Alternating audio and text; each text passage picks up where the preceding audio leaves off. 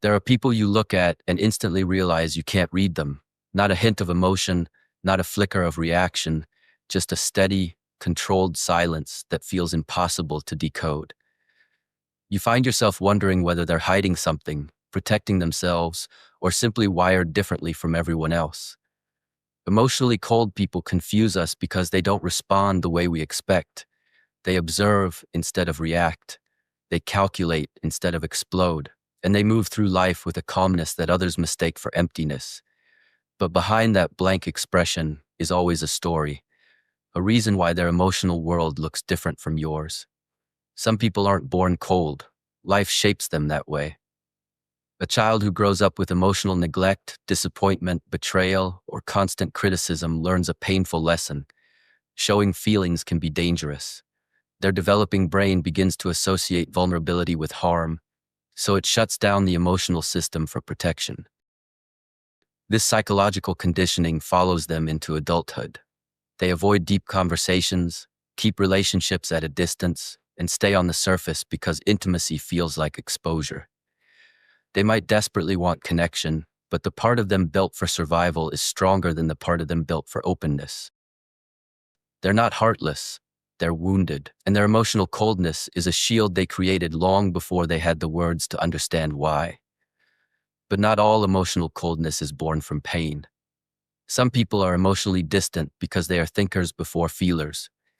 These are the logical ones, the hyper-rational minds that treat life like a puzzle. When someone tells them they're hurting, they don't reach for empathy. They reach for solutions.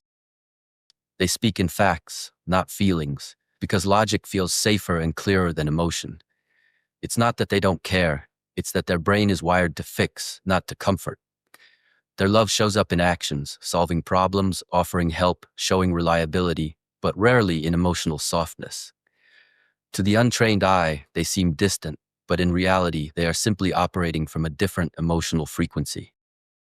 Then there are those shaped by narcissistic traits, people who appear confident, charismatic, even magnetic on the outside, but internally they are fragile, uncertain, and terrified of vulnerability. They grew up believing love had to be earned, performed, or competed for. So they learned to protect themselves through emotional distance, control, and self-focus. They crave admiration because admiration feels safer than intimacy. They may seem cold because your emotions feel overwhelming or inconvenient to their fragile sense of identity. They're not villains. They are people who never learned how to feel safe being emotionally real. And finally, there is the silent observer, the mysterious type. They don't reveal their feelings, not because they lack them, but because they understand people too well. They watch, they study, they analyze. They want to see intentions before they give trust. They hold back because they believe emotions reveal too much too quickly, and they prefer to remain unreadable until someone proves they are worth the risk. To some, they seem intimidating. To others, aloof. But in truth, they are simply cautious souls who have mastered the art of emotional self-control. Yet once they trust, their loyalty runs deeper than most people can imagine.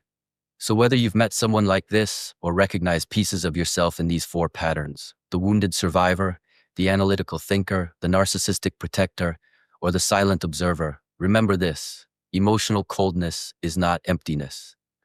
It is protection. It is intelligence. It is survival. And the more we understand it, the more compassion we gain for the hidden battles people carry beneath the surface. If this made you think differently or helped you understand people on a deeper level, subscribe to the Known Sense, where we decode the psychology of human behavior every day. Your mind deserves clarity. Let's make sense of it together.